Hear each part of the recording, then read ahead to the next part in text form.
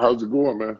It's going real well. I'm excited to talk to you. There's so much going on in the world. And, we started Jake's Divinity School to prepare leaders for this generation and the next. And as Lynn Sweet always says, for the 22nd century.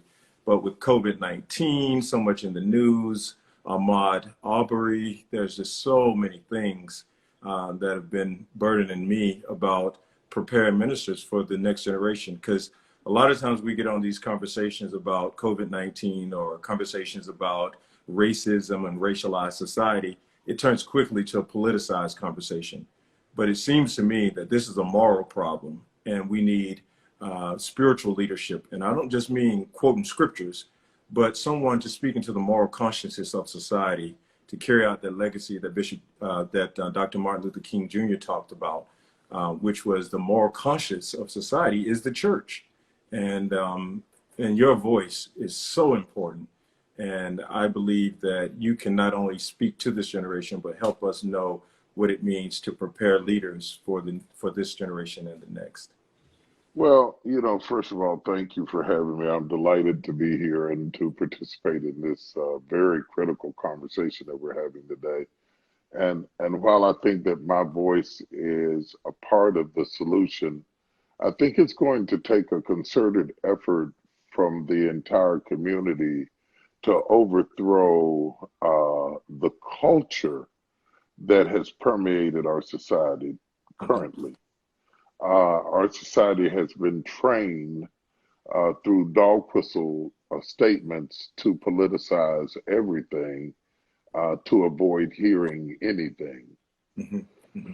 And to revert that culture, there has to be a careful, practical, pragmatic application of truth where we begin to have a conversation avoiding the pitfalls of politicizing certain aspects like COVID-19. Because the disease itself, the pandemic itself, does not discriminate on the basis of politics, race, culture, or anything else, but indiscriminately attacks us all. And we agree about that, and everybody agrees about that. But when it comes to solutions, the solutions become politicized in a way that they should not be because it's a pandemic, it's a medical problem, it's not a political problem. But yet we find that those that are working with the medical elements of the disease are often controlled by political entities. And so that narrative infiltrates the dialogue in a way that it's almost like walking through a minefield, not to explode in political debate at the expense of the lives of elderly, infirmed people, poor, underserved communities, Black and brown people as well, who are, according to statistics, more apt to, not more apt to contract the disease, but more apt to die from it. Mm-hmm. Mm-hmm. And because lives are at stake, we have to gingerly move quickly and in a concerted effort to have a conversation that is as inclusive as possible. And that's very difficult because tribalism has been the order of the day for several years. And the big bullhorns that come from the media, left and right, have taken over the consciousness of the people. And if where we draw our information is spiked with politics, then our views and opinions are going to be spiked with politics. And to be in the middle of the road and be a voice that calls us together, because we're not going to defeat any of the things you mentioned, any of the things, not just COVID-19, but even racism in a contemporary society, injustice, criminal justice reform, the injustices that we see acting out on the streets against Black and brown people. None of it will be defeated without collaborative effort between all good people. My view is. And I think that when we speak of it purely in terms of race, we alienate an audience that really would unite with us around a common issue. We have to talk about race, but when we assume that all white people think this way and all Black people think that way, that assumption alienates some people from which we could draw alliances that I think are very necessary in order to move forward. So we need a conversation in the center of the town square, so to speak, as opposed to isolating into our silos, murmuring amongst ourselves, us against them mentality, rather than getting a collaborative effort against it, whether it is a pandemic or whether it is racism. Nobody wants their son to go jogging and not come home.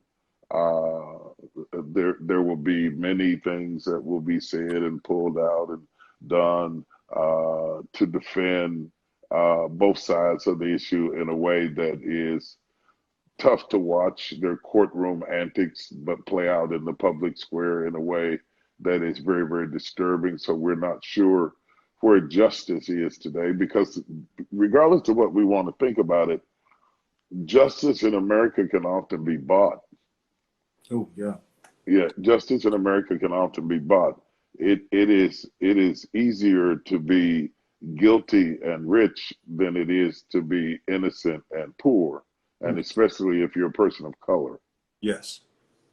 So we have such a delicate dilemma. So as clergy grapple with this, I think that we're going to have to, first of all, train clergy to be bilingual enough to speak in both tribes.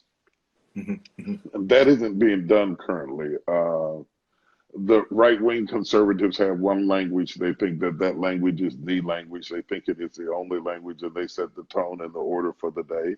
On the other hand, the left wing has a language that is antagonistic against some of them that could actually be won if we would tolerate sometimes the indignity of an entitlement that some are blind to because they have never been on the other side of the table. I had an interesting conversation with a friend of mine who's right-wing and conservative, and he described some of the issues of the day as being rough around the edges. I said, what's rough around, it's rough around the edges to you because the edges are not cutting you. It's switchblades to me. So what seems like a little rough around the edges and the lack of the ability to be articulate or to be empathetic, you observe that differently when the rough edges are not pointed at you or your sons or your opportunities or your children. And we had to, having these conversations, as uncomfortable as they are, as delicate as they are, we have to have them without allowing our emotions to take over the dialogue, because then nobody can be heard and it becomes a contest to see who can outtalk the other, and we end up retreating back into our silos.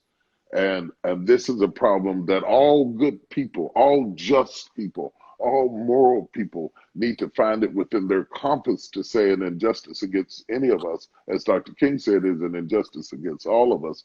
And we have to have a narrative that draws that out into the center of the debate before we get to November, to carefully and comprehensively listen at where our nation is going, because to think that we control the culture of the country from the pulpit is naive.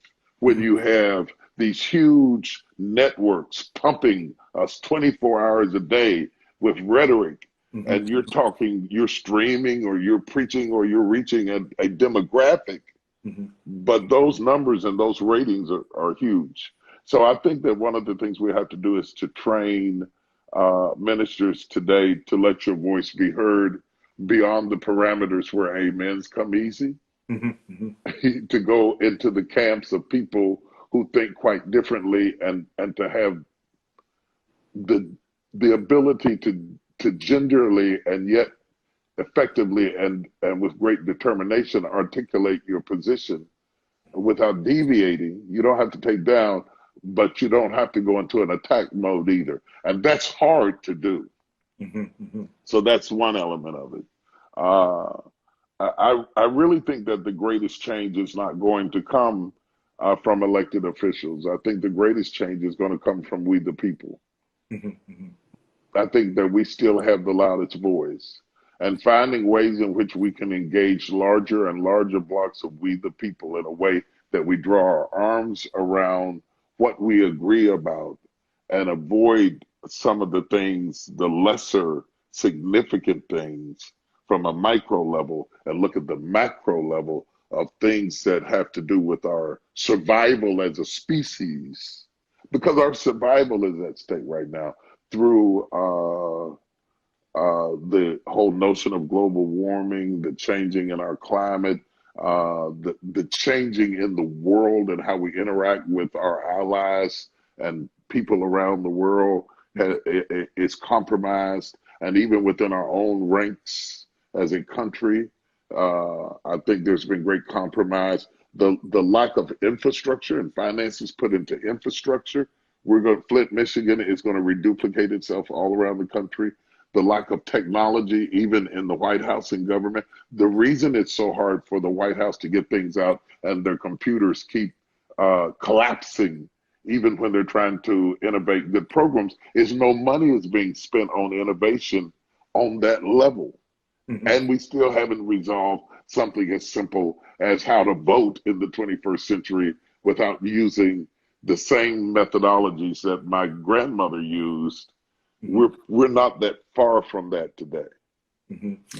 You know, one of the reasons why I think that we need clergy to speak to the moral position of society, because it occurs to me that a lot of what you just described, the deficits in our society, are in part rooted in greed and power. Mm-hmm. And that innovative minds are here, but there's a cornering of the market, if you will, with certain rootedness in greed, power, and pride that mm-hmm. really was behind slavery, right? Mm-hmm. It wasn't that Absolutely. They were looking for dark-skinned people to make them slaves. They were looking, it was all about money. It was about it wasn't black or white, it was green. Underground in Africa and about building the new world. So there's an agenda that's deeply rooted in a moral deficit. And that fuels why we put money in certain places and not in other places. It's that moral compass that I think is dilapidated in our society.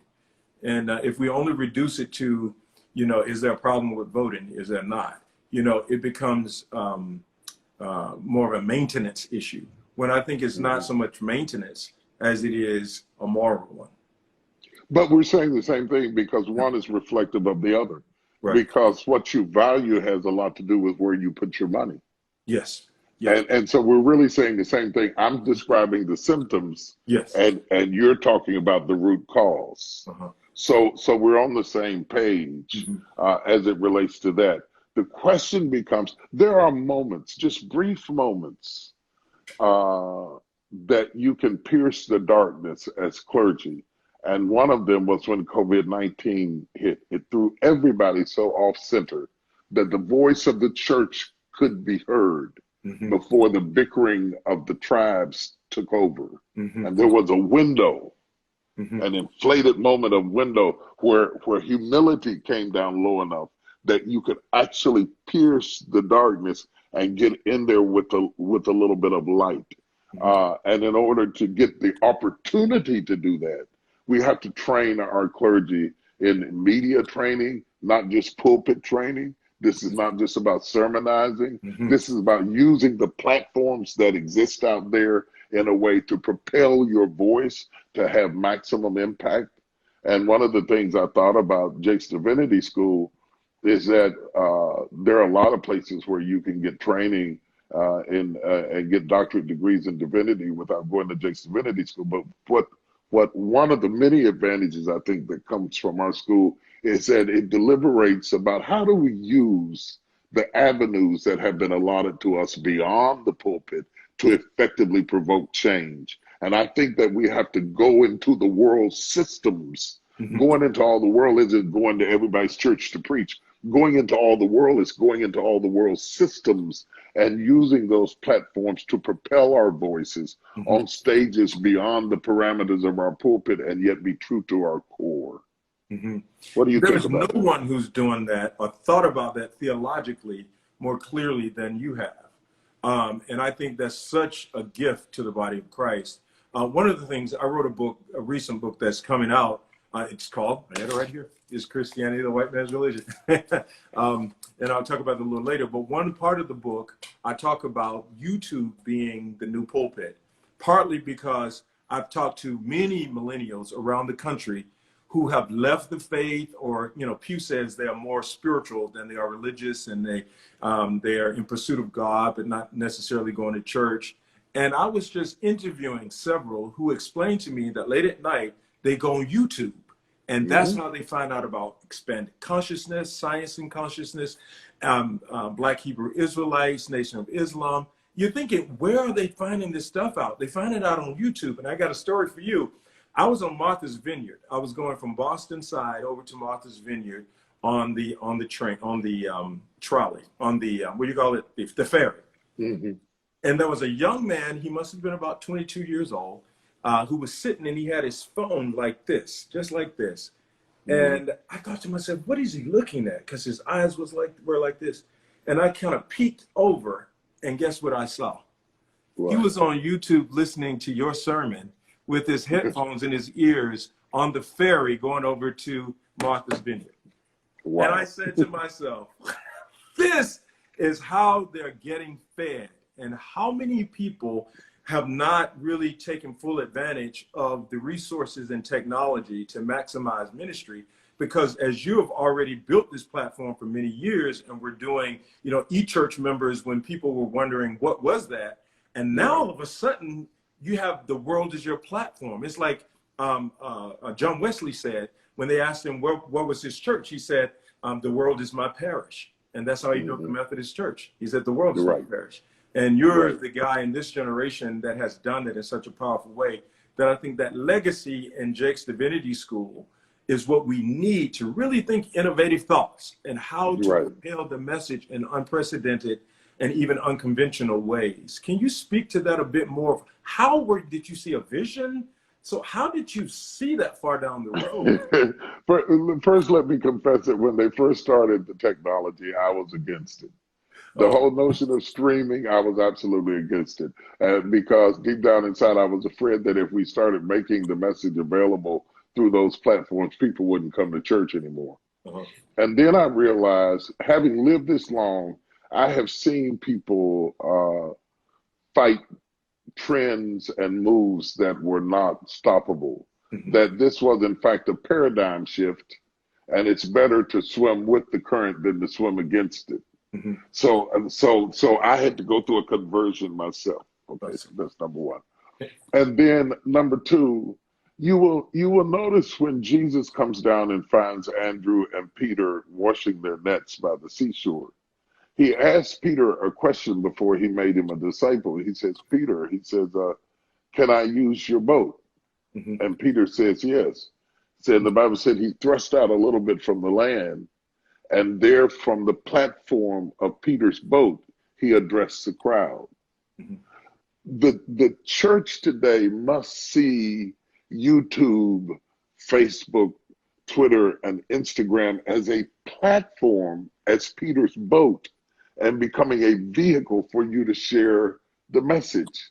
Not always in a preachy way, sometimes in an informative way, sometimes in a conversational way, but we have to recognize that though Peter's boat didn't look like a pulpit or a podium or a platform, it was in fact a platform. COVID-19 made the church rethink technology. Because up under this current pandemic, people who were antagonistic or indifferent toward technology found that was the only way to reach their people, and thereby so many more people beyond what you would normally be able to reach. And I think that's important. The other thing that I have learned is that sometimes it's not about getting a whole message in them, but snackable content. 3-minute, 5-minute pieces of information. Attention spans are not as long as they used to be, whereby you can influence thought and provocatively continue the dialogue in such a way that you break it down into stages and fragments, become very, very effective. And I think that one of the reasons that I gained so much respect for it is that, one, I had my own talk show. Two, I was a collaborative voice on the Dr. Phil show for years. I got to see what media is. Mm-hmm. I was on CNN back in the days of Larry King. I took the initial blows that goes along with being the first to break through glass ceilings. And I understood the industry, and the power of the industry is amazing. So you have to decide, do you want to catch fish with a fish and a rod, or do you want to throw out a net? Oh, wow. Okay. Wow. And so if you're going to stay in the pulpit, you'll catch fish, and you'll have a personal experience with each one, and they'll know you and you'll know them by name, but you're only catching one at a time. With the times we're living in now, you have to have a network whereby you can throw a net out if you're going to affect the culture. And the net needs to include MSNBC, CNN, Fox News, irrespective of what you think about them. You need to understand that's still a demographic of the net you're trying to reach. And the Bible says they took in all manner of fish. Yes. We have to stop just focusing on people who look like us or who think like us, and understand that if we're going to change what we see, the hate, the malice, the crime, that we have to recognize that these are broken souls too. You have to be a broken, wounded soul to do some of the horrific things we see happening. And if we're going to be physicians, we can't just heal people we like. We really have to be able to go in there and say, why are you so afraid? Not just pointing out that you are so afraid. Why are you so afraid? Is there, with the guilt of what you did with power, a fear that if I get in power, I would do to you what you did to me? Why are you worried about the browning of America? Why can't we work together and walk together and hold hands together? And that to cast, and see, that's what Dr. King cast a vision that was inclusive.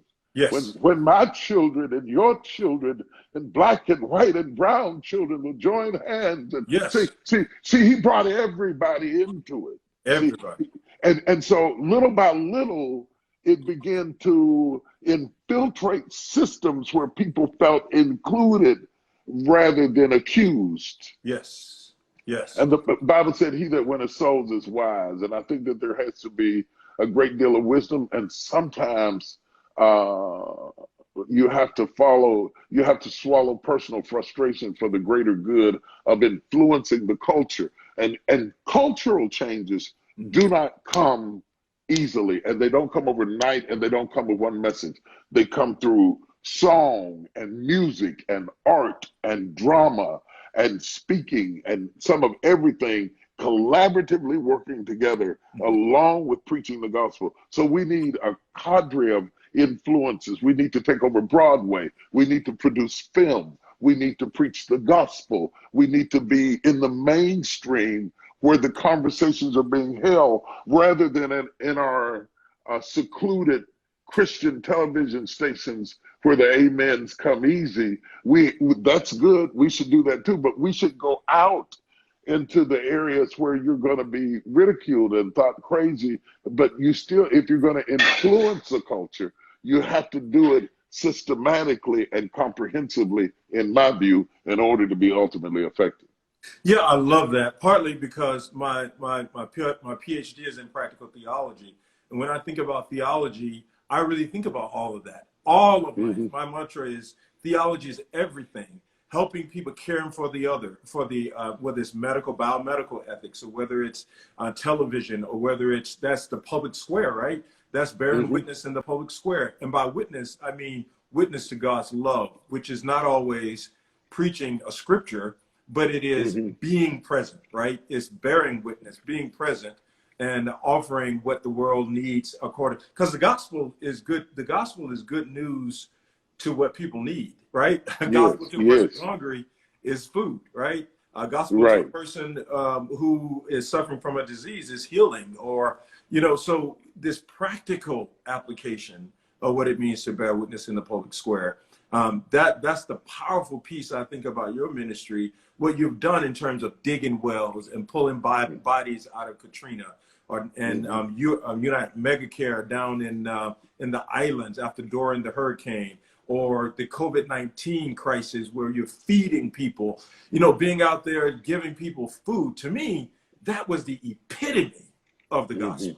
It's the being on CNN invited to pray. I think it was MSNBC or one of those where you were invited to pray for the nation at a time where people are seeking spirituality but resisting religion. All of a sudden, a pastor is entering into the public square where there's a hunger for spirituality, saying, "We've been over here all along with the Holy Spirit. It is the spirituality we need in times like these." Absolutely. Or when it's Ahmad, Aubry, right? The crisis of African-American men who are fearing for their lives.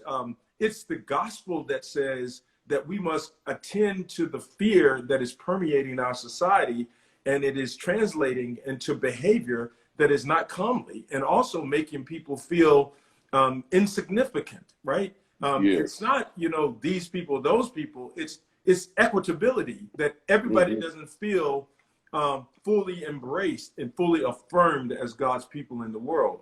And if we can get people on that. You're absolutely right. You're absolutely, I'm excited too. You're absolutely right. When you start talking about Ahmed and the tragedy that went on there, as I posted about it on Instagram, because I have followers that are far right and far left, somebody responded and said, I don't know whether I even believe it happened or not. I don't believe anything that comes from CNN. Rather than to be defensive, I responded and said, first of all, CNN was late to even cover this story. Yes. So they did not create this story. I said, and then secondly, you might not like the mailman, but would that stop you from opening up the mail? I said, because the truth of the matter is we have a dead young man here. And to lower it down into which network covers it and whether you believe in that network or not. But see, this language has been given to this person. This person was not born with that language. That language has been given to them over the pulpit in subtle dog whistle remarks, over the media, and they're getting it 24-hour cycles of it. From the government, from the White House on down, these little dog whistles gradually, layer by layer by layer, create culture. And that's the same way that's going to create change. It has to be layered. It has to be reinforced in the pulpit. It has to be in our films. It has to be in the music. I mean, hip hop, everybody's singing. It has to be in every facet of our society, which means that we must unite. The same way America does to defend itself, it unites, and it used to, and build allies around the world. And then when they got ready to go into a fight, they brought all of their allies with them. The church needs to learn a different style of leadership where we have allies, and we bring allies with us that may not be us, but they're allies with us on certain issues, and collaboratively work together. I don't believe that we're going to do it by ourselves, but I think that we need to be at the table. And a lot of times the clergy have not been at the table. I'm not saying that they didn't want to be. One, they weren't taught to be, and two, there was a barrier up against religion that stopped them from being at the table where the real conversations were being had. So we don't understand that sometimes people are elected because of the tax advantages that the corporations get through certain tax incentives. They don't like the person, but they like the tax incentives. And another group, they may or may not like the person, but they like their stance on abortion or judges on the Supreme Court. You have to understand what makes people choose a certain thing, and then come in there in such a way that you cannot diffuse or change anybody you won't talk to. And if we can turn the death of civility was the beginning of anarchy. We used to have civility. Yes. We didn't agree, but we had civility, and people from different faiths would sit down and have lunch together, and people from different sides of the political sphere would sit down and have lunch together, because it's hard to hate somebody once you know them. Yes. Yes. It's easy to hate a stranger, you Yes. see, but when we connect together as a people, it changes our perception of who those people are. Because what is wrong a lot of times is that other people groups learn about us from each other, not from us. Yeah. And we as people of color must do PR and take over telling our own story. We cannot allow outside people to tell other people who we are. Yes. We have to say, no, that's not who we are. I've been amazed in conversations at the things that I've learned, like the term race baiter, and how they think that if you speak out about some racial issue, you are baiting Black people to become angry. I said, no, that's not what they're doing at all. Mm-hmm. When certain civil rights leaders start talking, they're not telling us what to think like you program a computer. They're reflecting what we think. Mm-hmm. Mm-hmm.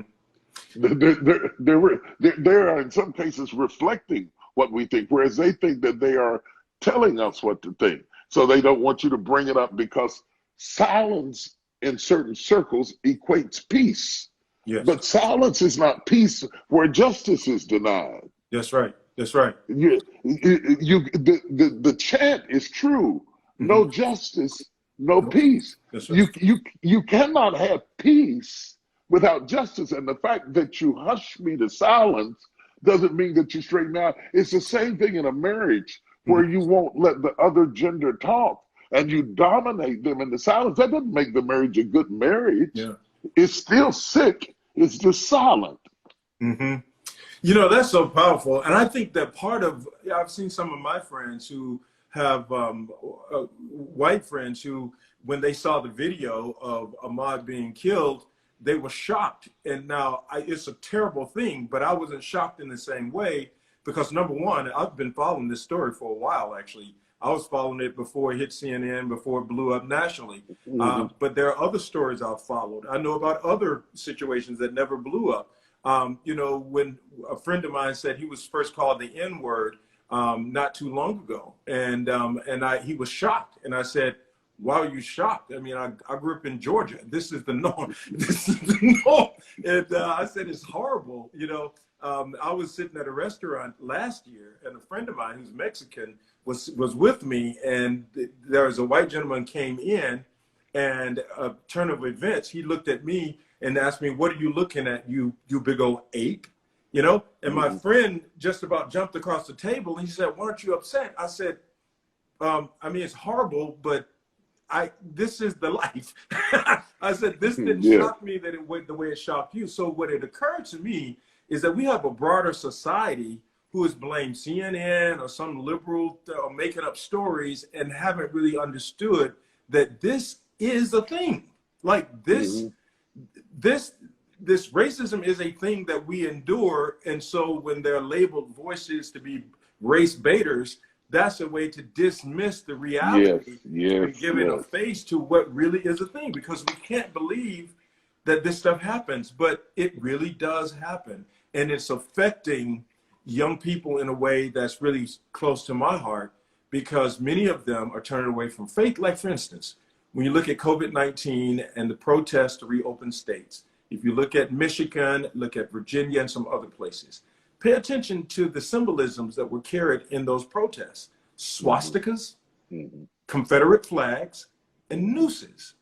What do swastikas, rebel flags, and nooses have to do with reopening a country during COVID-19?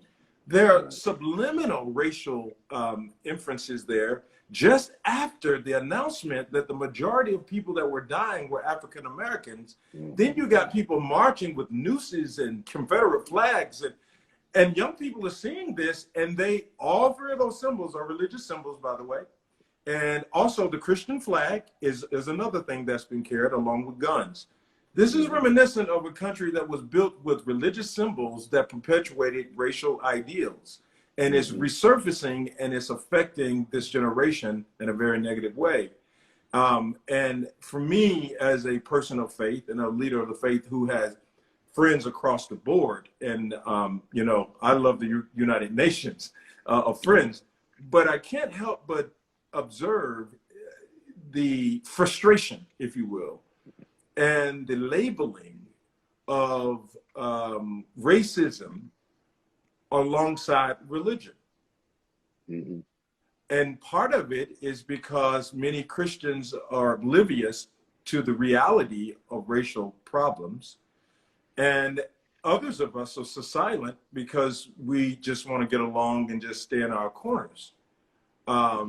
So then this takes to the next part here. Let me just interject something. Okay. Traveling changes the way you think a lot. Yeah. Education changes the way you think a lot, and where you were educated has a lot to do with what you think about any particular issue. Because I mean, you could have more degrees than a thermometer, but it depends on where you got them from. What conclusions? Because again, the well is spiked by the perspective of the university you attended. There's a great deal of difference between a conservative university and a very liberal one. And there's that whole academic debate that goes on up there. But what I interrupted to say was, there was nothing as impactful to me as to go into Elmira, into the castles in Accra, in Ghana, the slave castles, where the slaves were held in dungeons, and to walk into those dungeons, those castles, where you could still smell the body fluids of the slaves.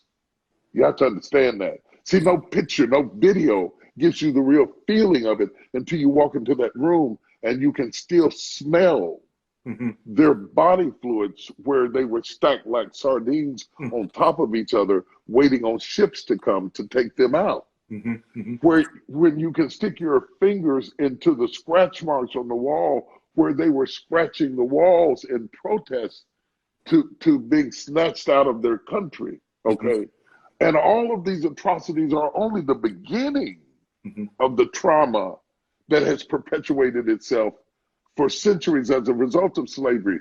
But in the middle of all of this, there are places where the women were hosed down at the request of the men in power for the night, for free prostitution. But none of that shocked me like this. In the middle of all of that is a church. Yes. Okay. And the church is right above the dungeons. Okay. And this I stared at and could not look away from. Because I thought this has something to do with how faith and fear and power and abuse has infiltrated itself into the fiber of our culture and perverted Christianity, and they've kind of done a hostile takeover of the message. And that's why your book is important, because that hostile takeover by one group of people to say, we set the benchmark on what it means to be a Christian. We have to say, wait, no, you don't get to do that. You don't get to do that. And this is the reason why you cannot do that without me, because you've already proven that your slant on faith did not include other people.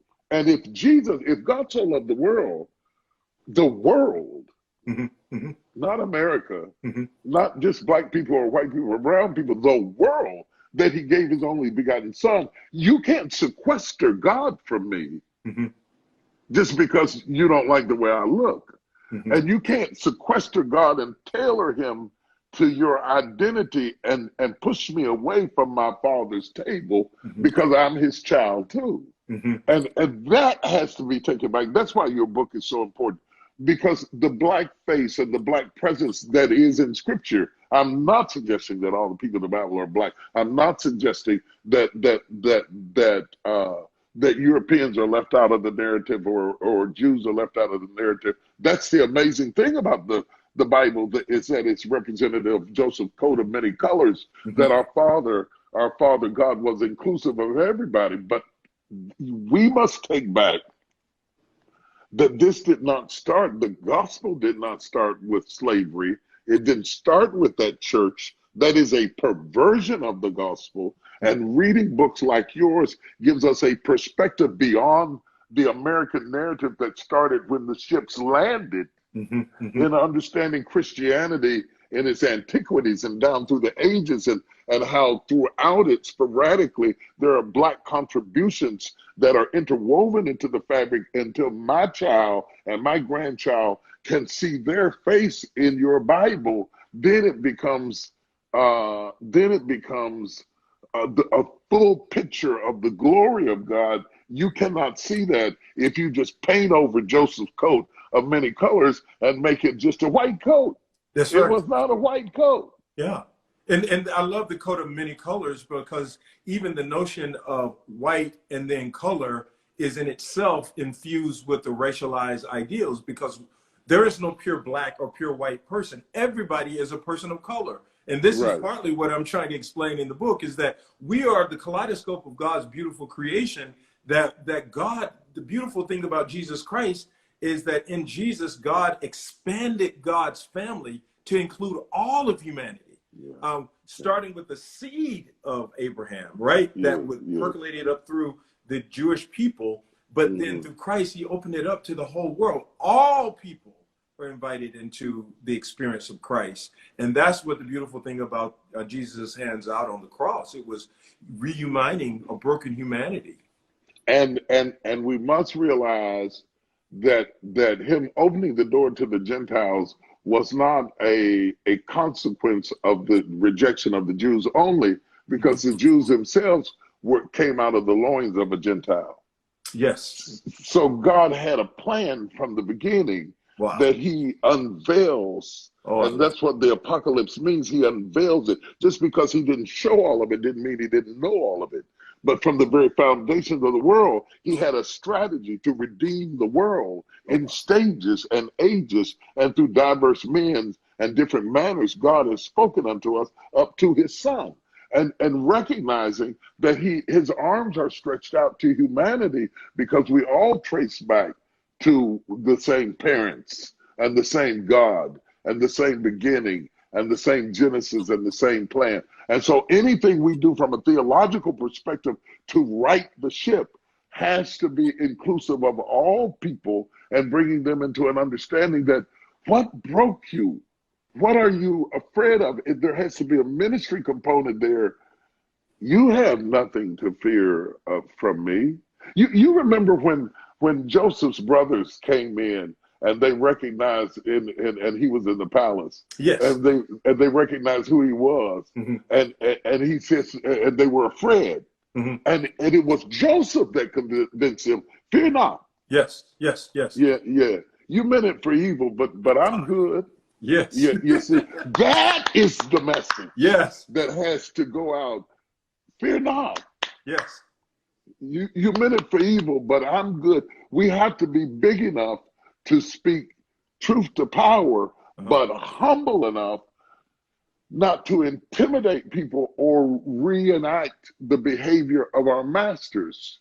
And untangling this whole thing requires admitting that our missionaries were our masters, and books like yours are important because you've taken back the narrative of the story and you have shown us that yes, your face is there. Yes, God did have a plan for you. No, this book wasn't written by slave masters. Right. They took it. Yes. They used it. Yes. But it was not written by slave masters. It didn't start with slave masters, and it didn't start with the American conundrum that we find ourselves in. Our God is so much bigger than America.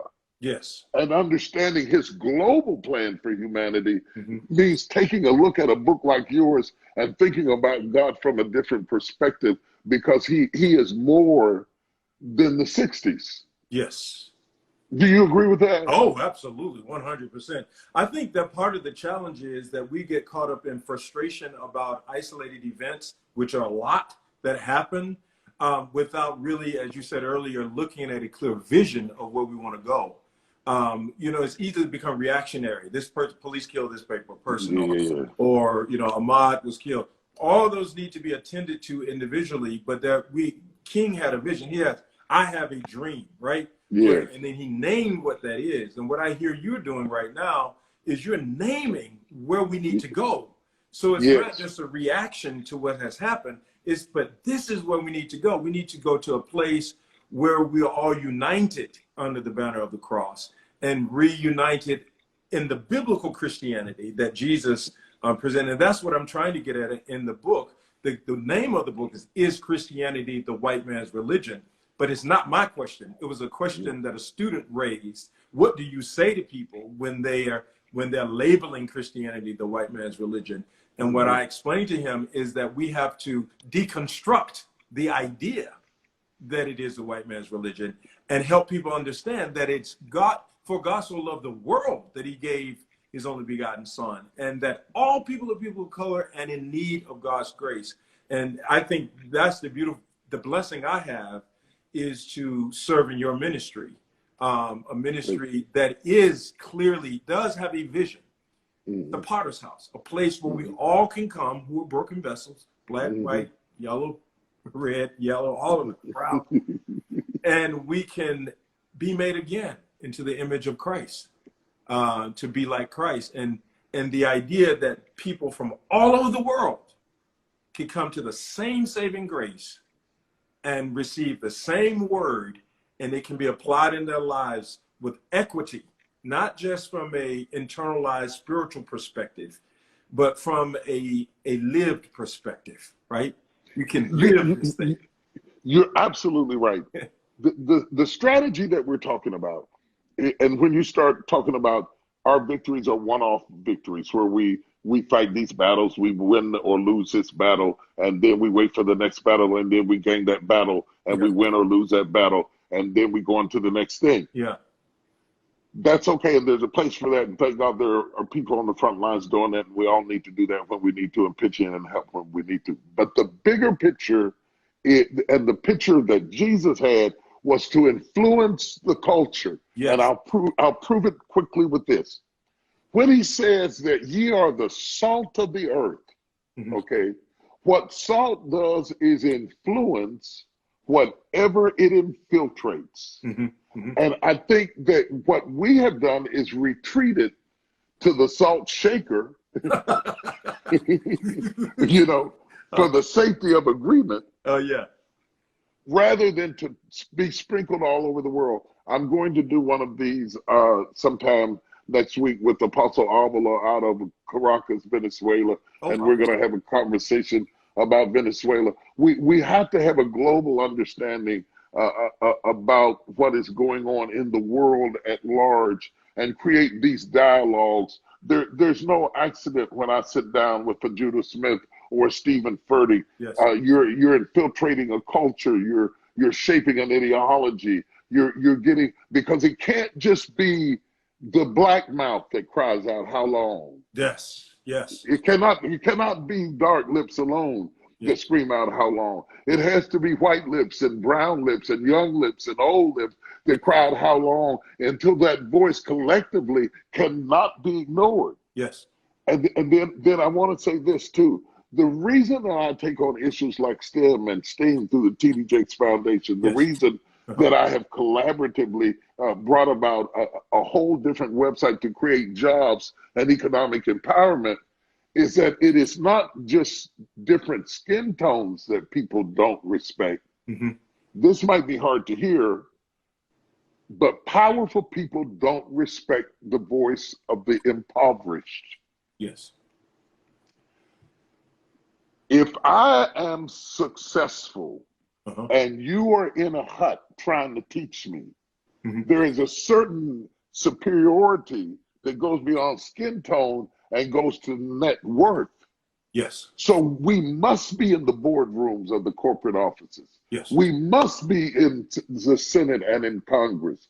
We must not just be fighting over a seat on the plane. We need to be flying it and owning it and infiltrating it until our presence becomes normal. You have to neutralize the toxicity of this exclusive country club mentality that exists in America, so that you are at the table when the conversations are being had, not in the parking lot, not holding a sign at the door. We have got to be in the room. Yes. Okay. Wow. You hear what I'm saying? You got to be in the room. In the room where it happens. Oh, you got to be in the room where it happens. You got to be in the room where it happens. And so the challenge of this generation is to prepare themselves theologically and get the faith and the fuel that they need to be equipped with the language that is necessary to be respected in the room. It's not about what color you paint yourself alone. It's also about your intellectualism, your articulation, and also your financial impact. We do real well tweeting when we want somebody elected, but we don't give anything to support a campaign. And unfortunately, democracy in America is bought with dollars. We have to become engaged on every front to get our, and then hold the persons elected, whether Democrat or Republican, accountable to what they promised to us, and not pledge allegiance to a party that doesn't pledge allegiance to us. Yes. Yes. And I got over into some stuff. You know, you got me out there. I'm gonna swim on back. I'm gonna paddle back.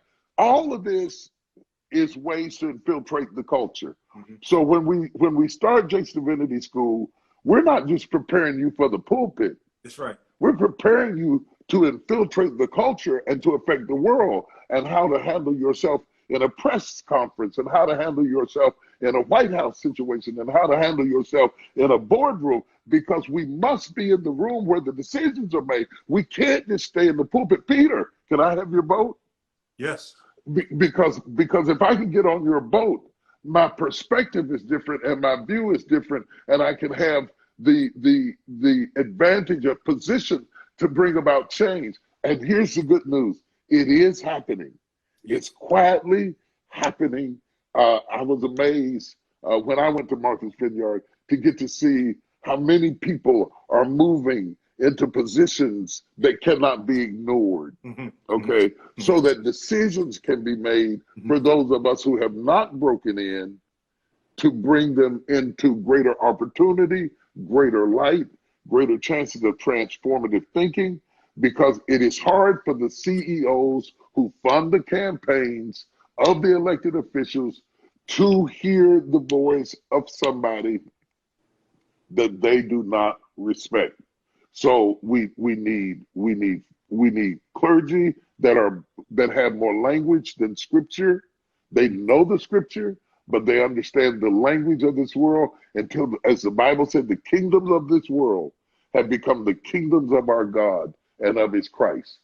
And the thing is, there's so much Bible for that, whether we're talking about Shadrach, Meshach, and Abednego, whether we're talking about Daniel, or we're talking about Nehemiah, right? Right. Or we're talking about Esther. It's just so much Bible, how God, or we're talking about Moses, who was able to, he had to gain the ear of Pharaoh, to even be in the room with Pharaoh. So how do we gain the ear or be in the room, right? He had to get in the room. So I love how, because this is leadership formation, right? So that's what you're doing. You're training us for leadership. Exactly. Not to just be pew sitters, but to be leaders in the South Side. Exactly. Yeah. Exactly. and nothing proves leadership like a crisis. Yes. In a crisis, you get to see a leader's inclination is not to shrink from the crisis, but to run into the crisis. So the crisis really defines who the leader is.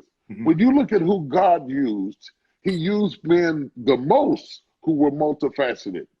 Moses, who was a Hebrew by birth, who was raised in the palace as an Egyptian, who then spent time with Jethro, with the Moabites.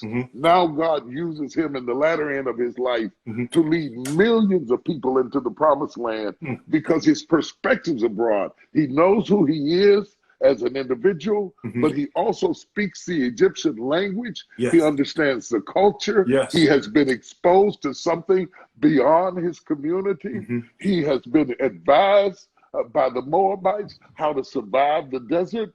And that collaborative unity of all of those cultures coming together informed him with the power to get the upthrust to be a leader that all people could respect, and caused 40 days of mourning when he died, because there was no man like Moses. Take the Apostle Paul, spoke 5 different languages, from the tribe of Benjamin, right. Is a Hebrew by birth, but is a Roman citizen.